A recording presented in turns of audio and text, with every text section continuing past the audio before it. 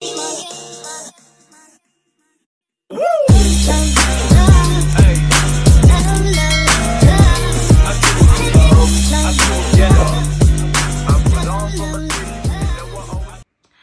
guys! Another day, another vlog. So, andito na naman ang atin yung ABM student. So, right now guys, we have an activity called depreciation expense or depreciation. So, I'm just gonna give a brief description what is depreciation.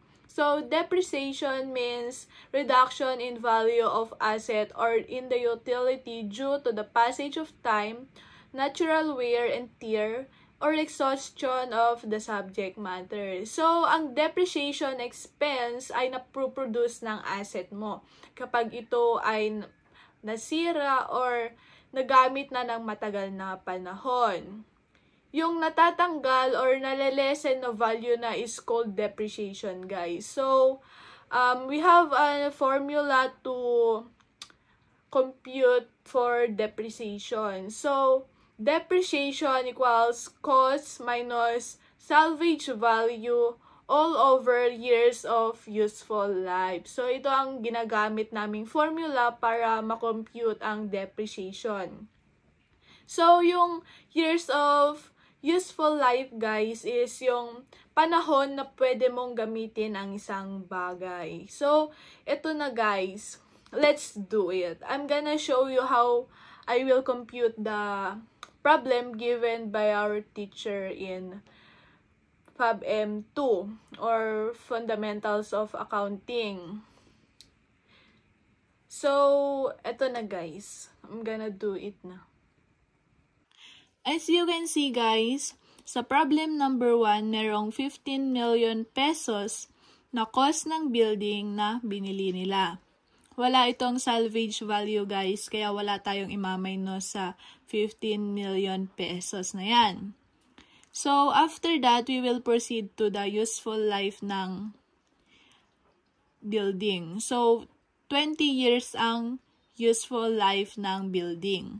So, 15 million divided by useful life na 20 years is equal to 750,000. So, per year ito guys na depreciation. Ang kukunin lang natin is 8 months, kaya divide natin ng 12 para makuha yung per month na depreciation ng building. So, 750,000 divided by 12 is equal to 62,500 pesos. Mumultiply natin ng 8 para makuha yung 8 months dahil yung 62,500 is 1 month lamang yan na depreciation ng building. So, 62,500 times 8 is equal to 500,000. Ito siya guys. So, nakuha na natin ang depreciation ng building na 15 million na 20 years ang useful life. 8 months po yung depreciation na nakuha natin kasi yun po yung hinahanap ng problem. Proceed naman tayo sa number 2. Sa problem 2 naman guys, makikita nyo na 420,000 yung service vehicle na binili nila. Ma-minus natin yung salvage value na 84,000 pesos.